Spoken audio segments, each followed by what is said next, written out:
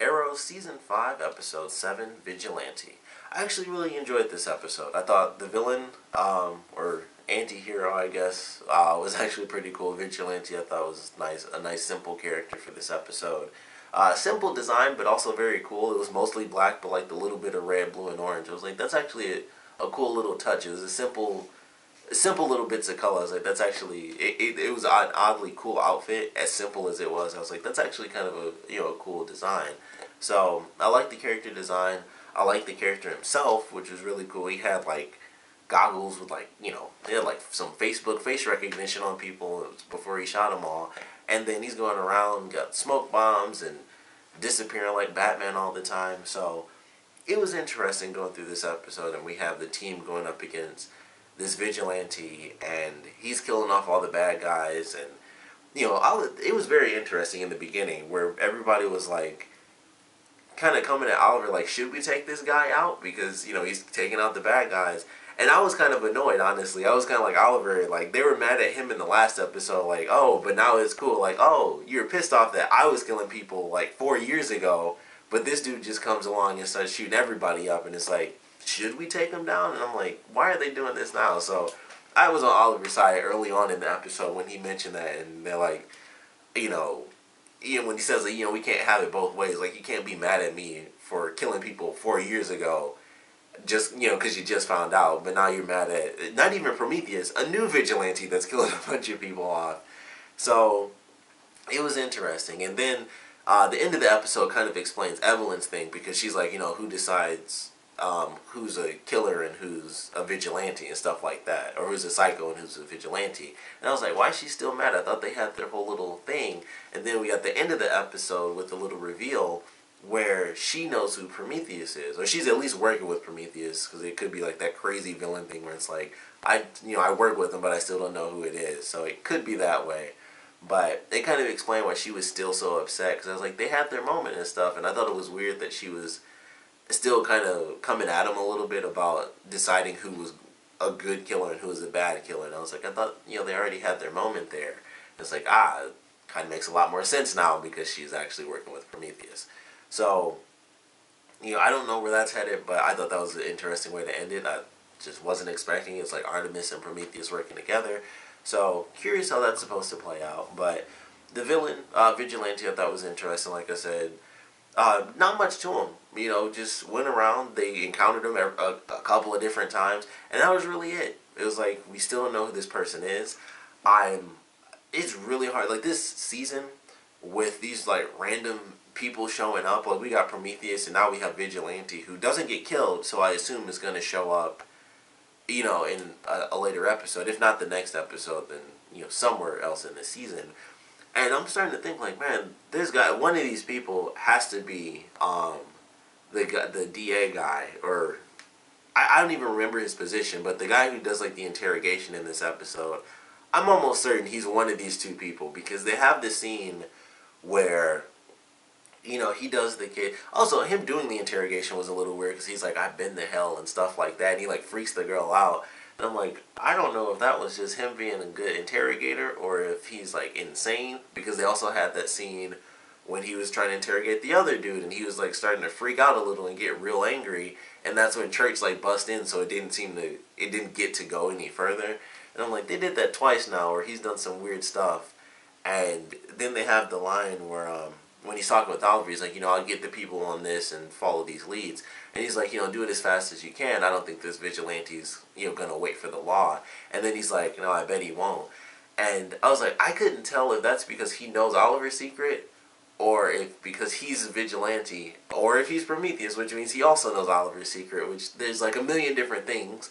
We also have, and I totally forgot to mention this, they haven't really brought it up, but I think they hinted at it in this episode with the female journalist, because she got the information that Oliver was alive in Russia. And in that scene when she was in his office, he was like, what are you doing? She's like, oh, I'm just texting like this Russian correspondent or whatever. And I was like, oh, she's digging into some information there.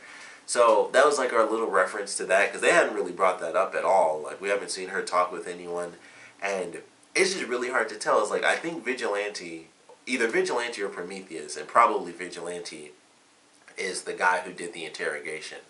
Like I said, I don't remember his name, and I definitely don't remember his position. But I feel like he's somebody. I think he's Vigilante. I don't think he's Prometheus. But it's hard to say. I mean, this dude's kind of crazy.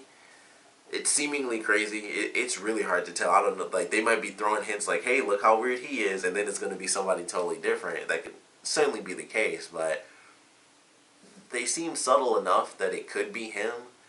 And then, he just decided to go full vigilante mode and stuff like that. So, it's hard to say. I don't know. It's like he seems to be harboring some sort of secret. He's either the vigilante or he's Prometheus. And I don't know. Either way, I guess that's bad. I don't really know. But I think he's one of them. I think he's more vigilante than he is Prometheus, though. Because I think he actually does want to kill off the criminals. And it seems like his personality would fit vigilante more than Prometheus, who's going after Arrow for whatever reason.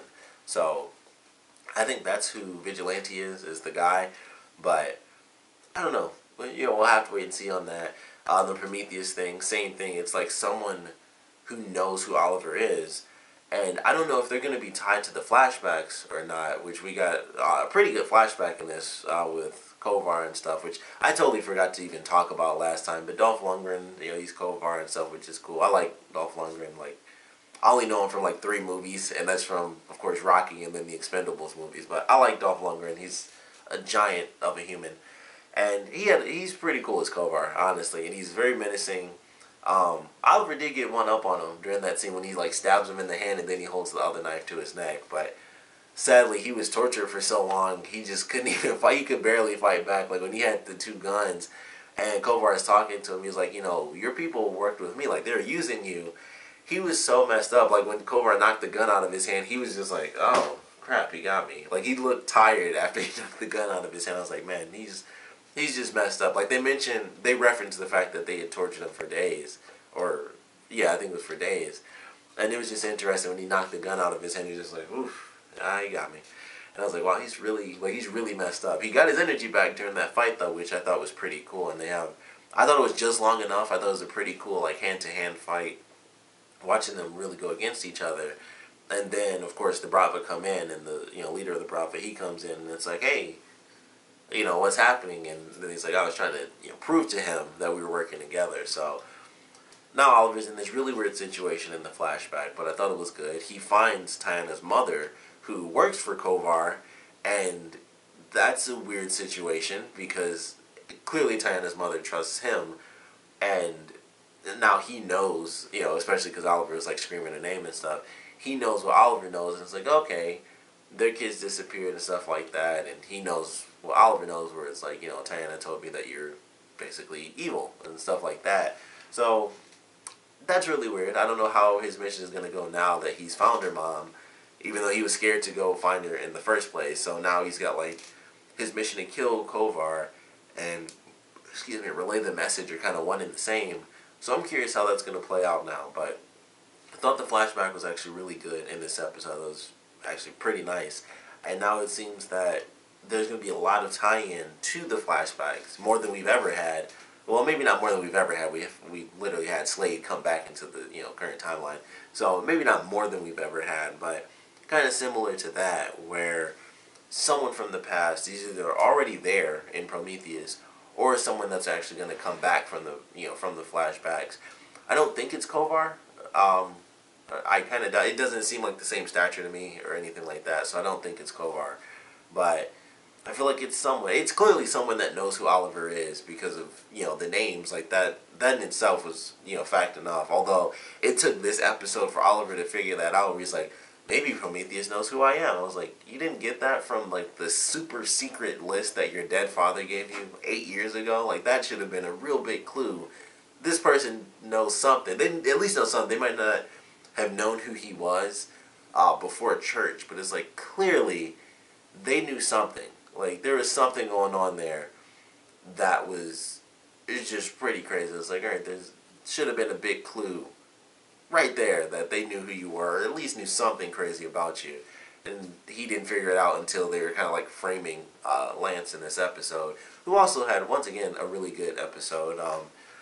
His struggle is like very serious this time. It's not like it has been in previous seasons where you know, he seems to struggle, and it kind of works a little bit. Like, he struggles for a while, and then he sort of bounces back. And this just seems like the whole season has just been him destroyed. Like, he lost his daughter again. You know, like, I've said it a million times, like, the stuff that man has gone through is absolutely insane. So the fact that he drinks is normal. You know, it's like there's nothing crazy to it. He used to drink even before all this madness.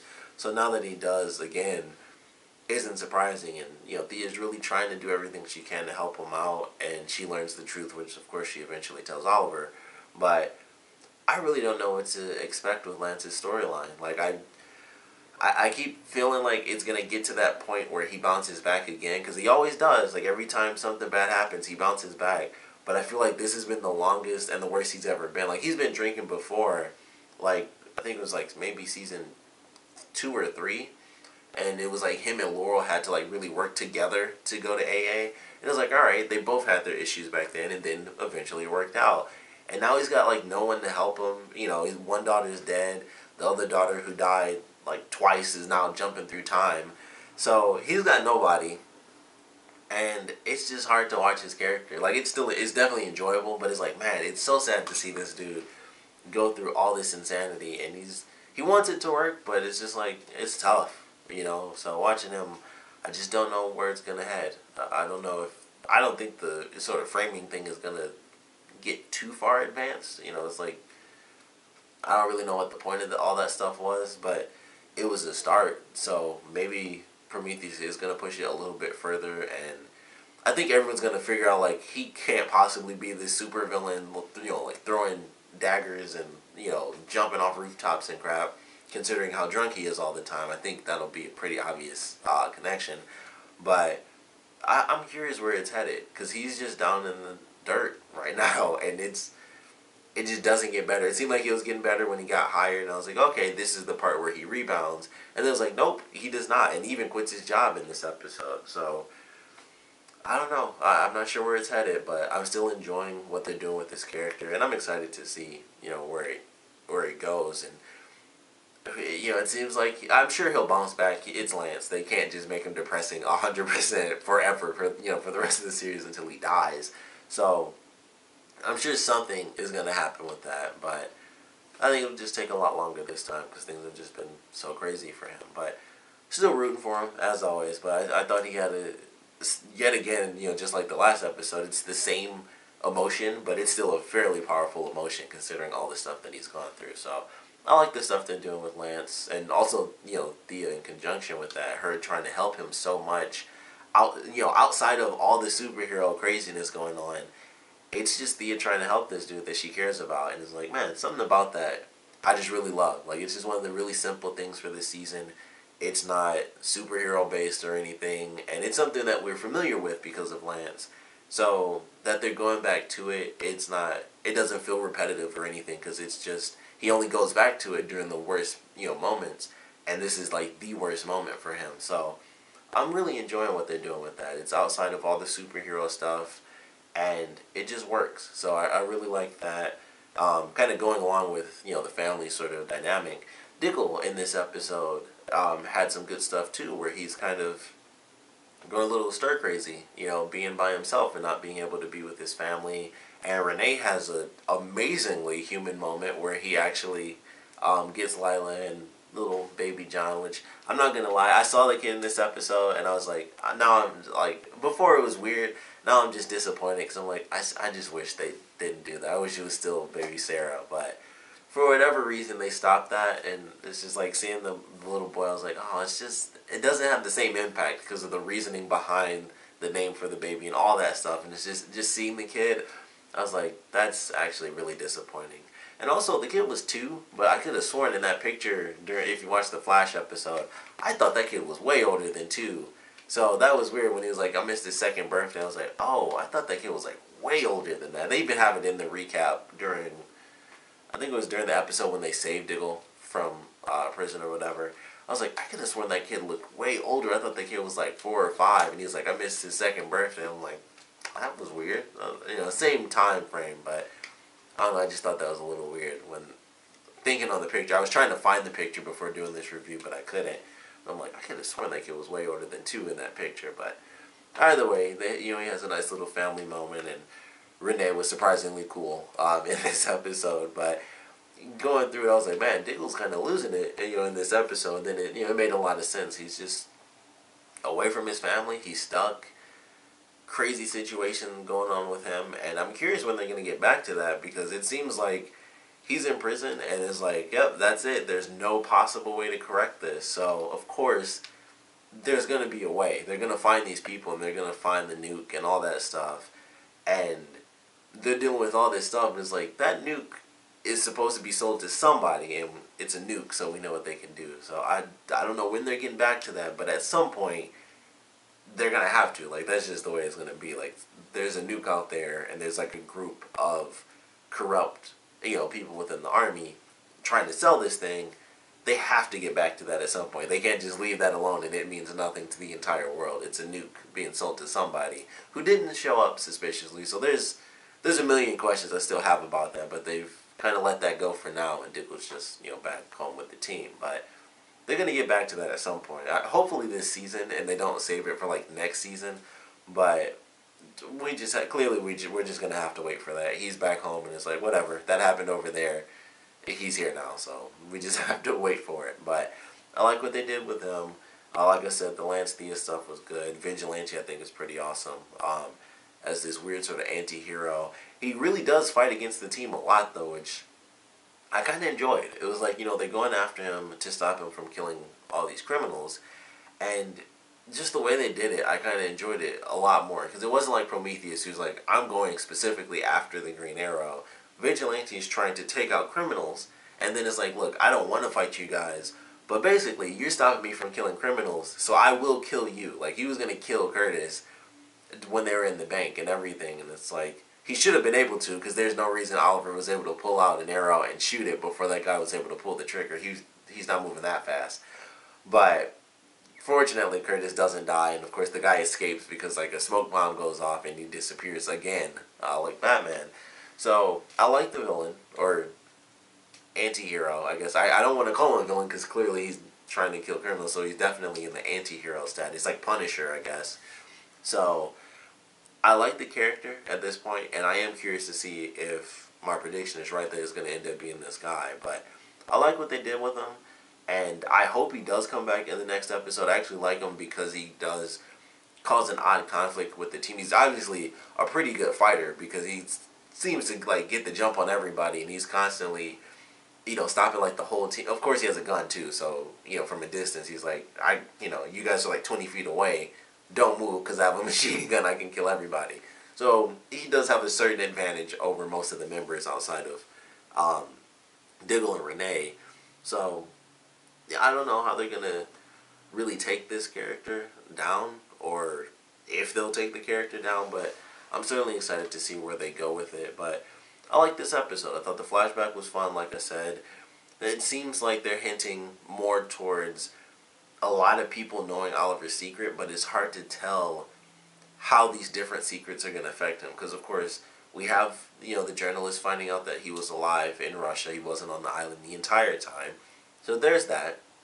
She's working on that, trying to get more information.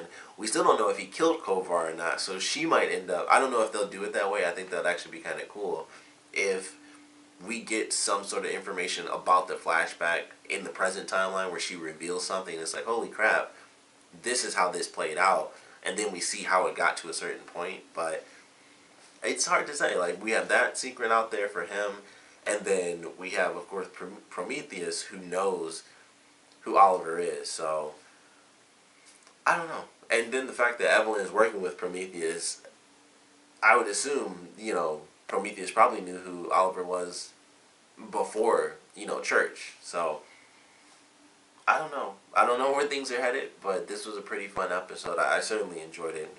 Definitely want to know what you guys thought about it, though, so please comment below. Let me know your favorite parts, least favorite parts. And with the ending, I just got to ask, how do you guys think Evelyn knows Prometheus? Like, how did that come about?